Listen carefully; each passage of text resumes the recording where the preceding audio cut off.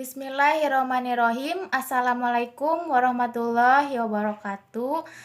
Alhamdulillah, pada pertemuan kali ini kita masih bisa melaksanakan pembelajaran meskipun secara daring, dan semoga kita semua tetap diberikan kesehatan dan perlindungan oleh Allah Subhanahu wa taala.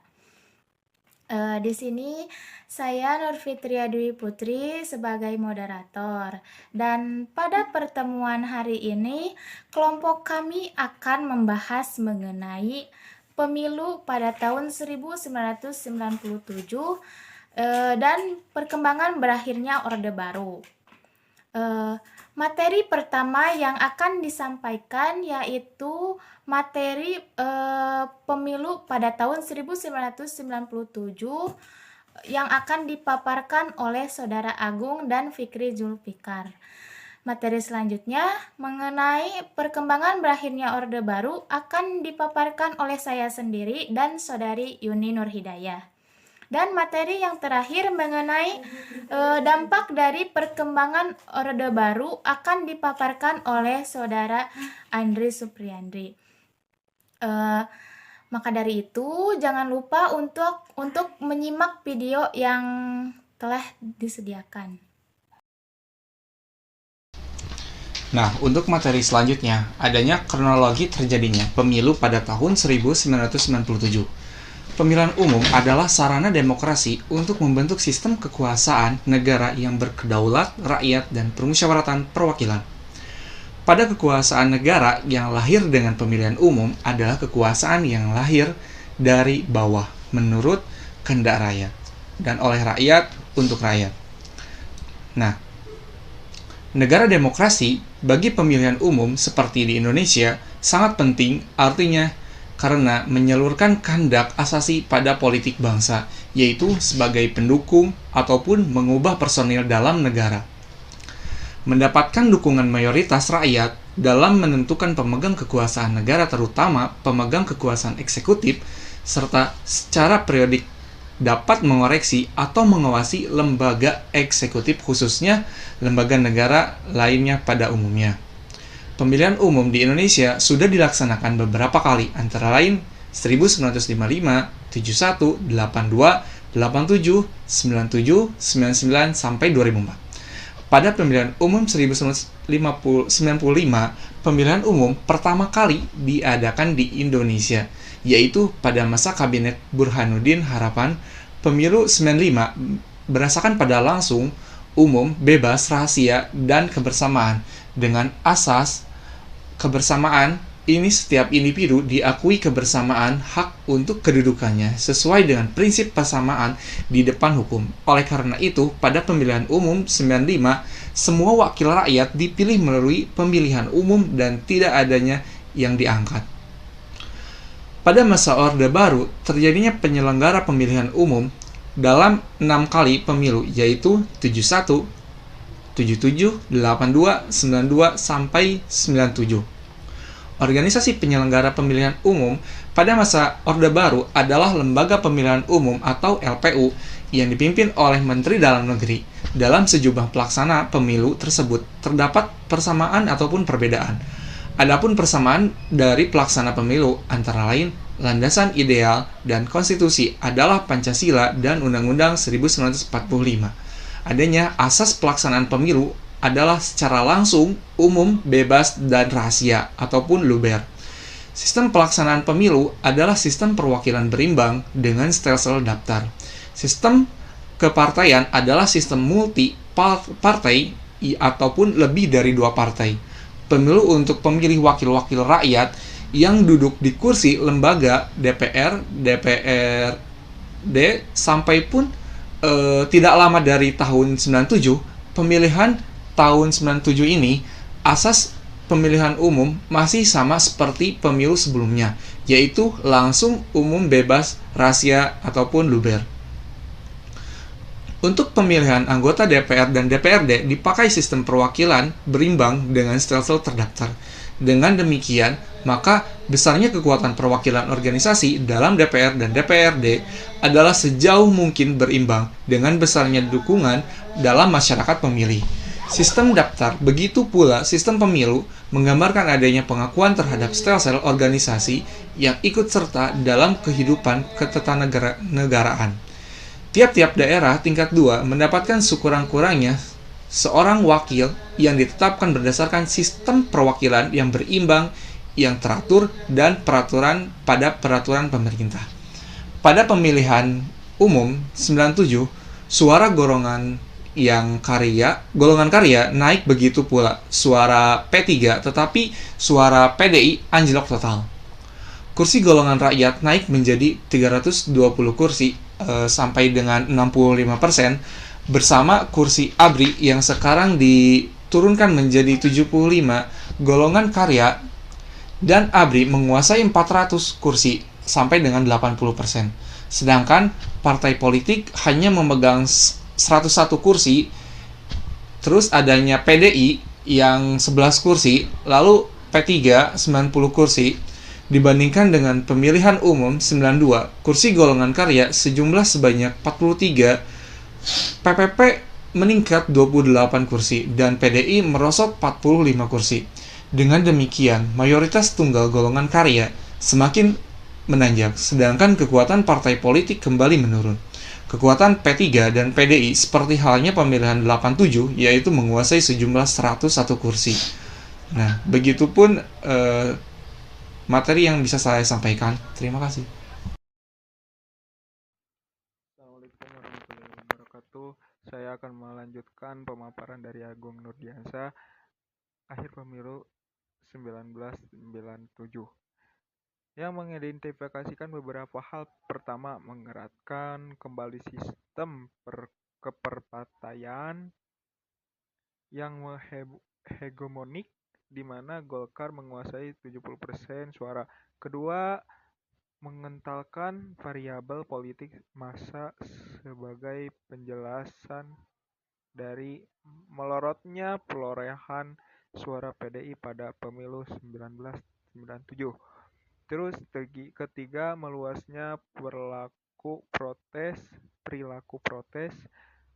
voting dalam pemilu 1997 yang berakibat jauh pada meningkatnya suara Golkar dari PDI.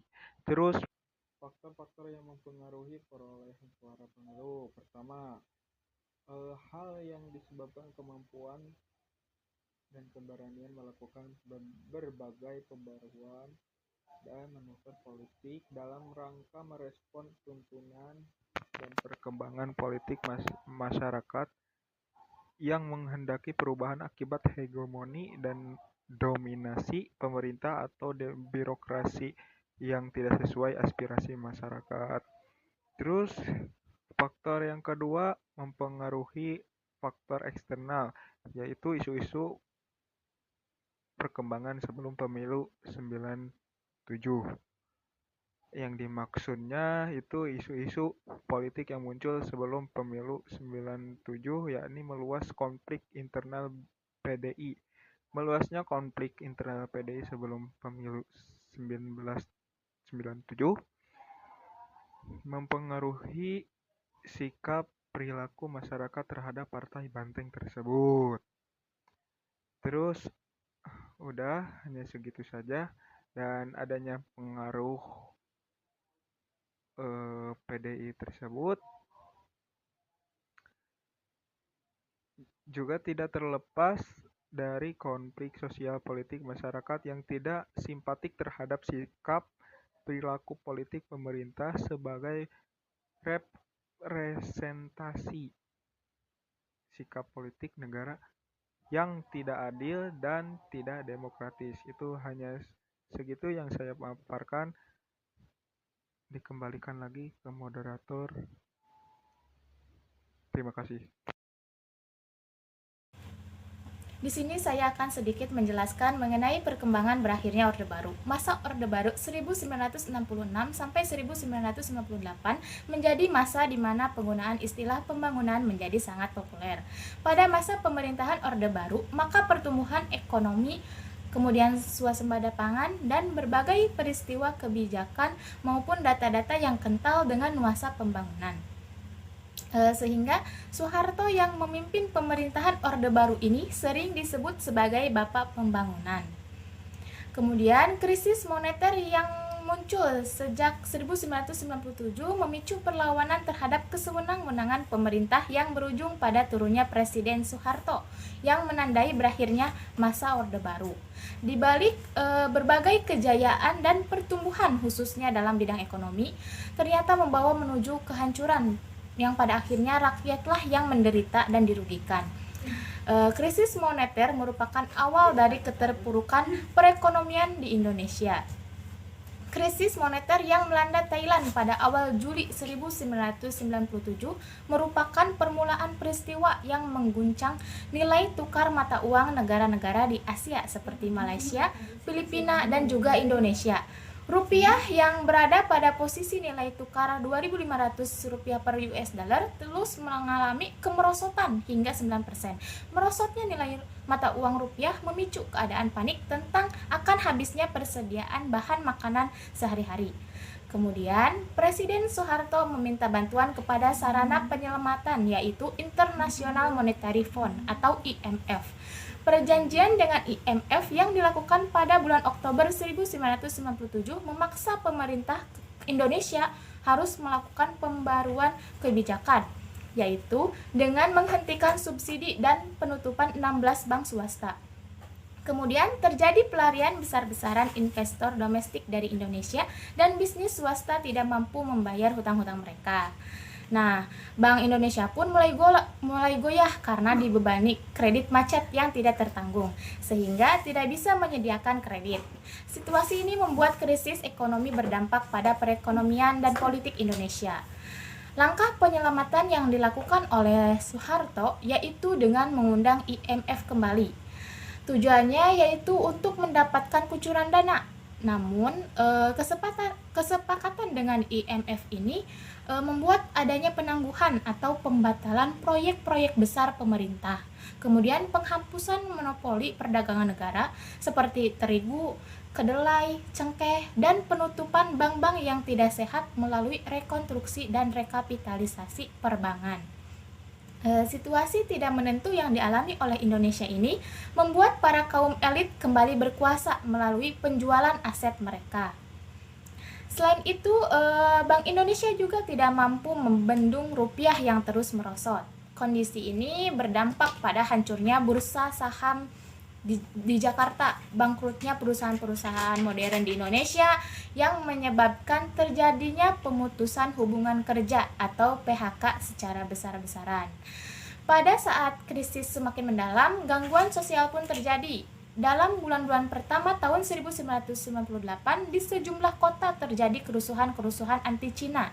Kelompok ini merupakan sasaran kemarahan masyarakat karena dominasi perekonomian di Indonesia berada di tangan mereka. Badai krisis pun semakin menjalar dalam bentuk gejolak-gejolak non-ekonomi lainnya. Mungkin cukup sekian pembahasan dari saya. Materi selanjutnya akan dipaparkan oleh Saudari Yuni.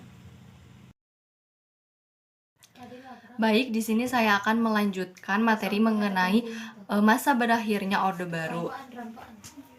Selain krisis moneter, ada beberapa kejadian yang menjadikan Indonesia dalam keterpurukan, di antaranya yaitu krisis politik dan surutnya kredibilitas pemerintah yang bermula pada pemilihan umum ke-6 yang diselenggarakan pada tanggal 29 Mei tahun 1997 yang memberikan kemenangan terhadap Partai Golkar. Dengan kemenangan Partai Golkar ini membuat Soeharto mencalonkan kembali untuk menduduki jabatan sebagai Presiden Republik Indonesia.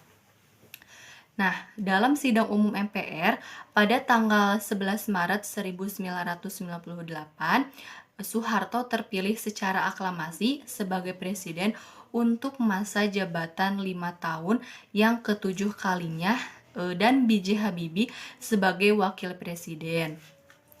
Setelah beberapa minggu terpilihnya Soeharto sebagai Presiden Republik Indonesia, terjadinya peningkatan kecaman terhadap Presiden Soeharto yang ditandai dengan lahirnya gerakan mahasiswa sejak awal tahun 1958.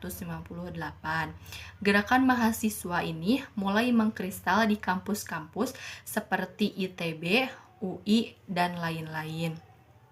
Semakin meningkatnya intensitas sejak terpilihnya Soeharto. Demonstrasi-demonstrasi mahasiswa berskala besar di seluruh Indonesia yang melibatkan pula para staf akademisi maupun pimpinan universitas.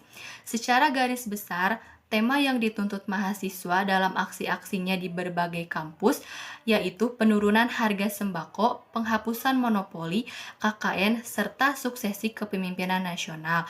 Aksi-aksi mahasiswa yang tidak mendapatkan tanggapan dari pemerintah menyebabkan para mahasiswa di berbagai kota lainnya mulai mengadakan aksi hingga keluar kampus.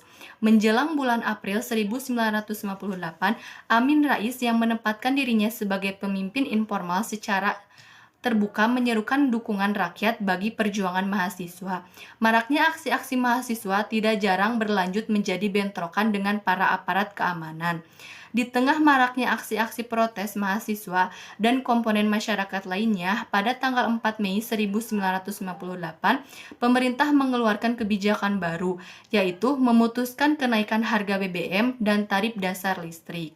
Dalam hal ini, pemerintah justru mengambil langkah yang bertentangan dengan tuntutan yang berkembang saat itu. Bahkan, kenaikan harga BBM dan tarif listrik semakin memicu gerakan massa. Berbagai kerusuhan-kerusuhan yang terjadi di Indonesia ini menjadi akhir pemerintahan Orde Baru di Indonesia. Nah, pada peringatan Hari Kebangkitan Nasional yang akan diselenggarakan pada tanggal 20 Mei tahun 1958, ini direncanakan oleh gerakan mahasiswa sebagai momen Hari Reformasi Nasional. Namun, ledakan kerusuhan terjadi lebih awal dan di luar dugaan.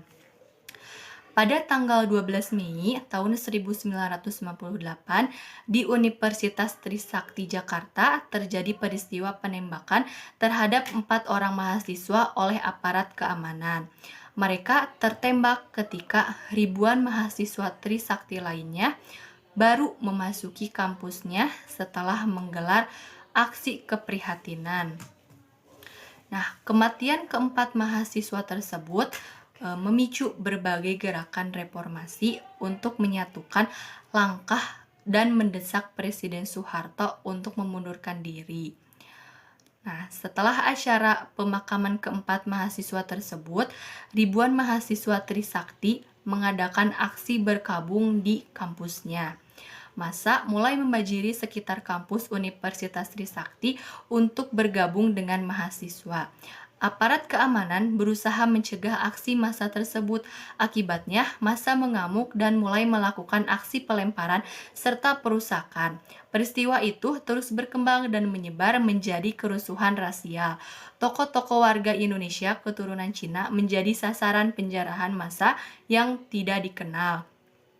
Selain itu, rumah-rumah mereka pun dirusak dan dibakar. Pada tanggal 14 Mei 1998, kerusuhan terus melanda hampir di seluruh wilayah Jakarta dan sekitarnya.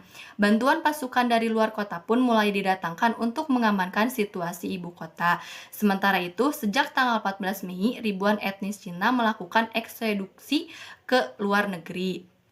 Perkembangan tanah air ini semakin tidak menentu, yang pada akhirnya pemerintah memutuskan untuk menurunkan harga BBM. Kemudian, Presiden Soeharto berjanji akan melakukan reformasi di segala bidang. Namun, langkah-langkah kebijakan ini pun tidak mampu meredam situasi pada saat itu yang menginginkan mundurnya Presiden Soeharto. Pada tanggal 17 Mei 1998, gerakan mahasiswa memutuskan untuk menduduki gedung DPR atau MPR.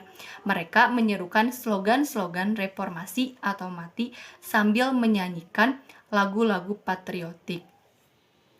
Pada tanggal 18 Mei tahun 1998, terjadi pertemuan antara pimpinan DPR dan sejumlah delegasi mahasiswa untuk mendiskusikan penyelenggaraan secepatnya sidang umum istimewa.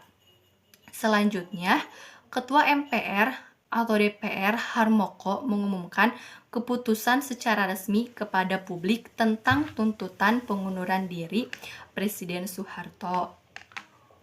Pengumuman tersebut disambut gembira terutama oleh para mahasiswa yang menduduki gedung MPR atau DPR.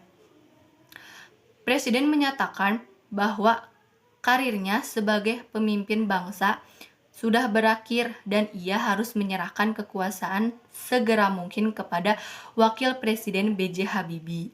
Pada hari Kamis, tanggal 21 Mei 1998, sekitar pukul 9 pagi, Presiden membacakan pidato pengunduran dirinya sebagai Presiden RI selama 32 tahun lamanya di Istana Merdeka dan digantikan oleh Wakil Presiden B.J. Habibie yang akan menggantikan sebagai Presiden Republik Indonesia. Akhirnya Orde Baru pun berakhir dan dimulailah masa baru yaitu reformasi. Terima kasih. Alhamdulillah, pembahasan materi sudah disampaikan semuanya. Apabila ada yang ingin ditanyakan, nanti kita dapat berdiskusi melalui WhatsApp group. Sekian dan mohon maaf apabila ada kesalahan. Terima kasih. Wassalamualaikum warahmatullahi wabarakatuh.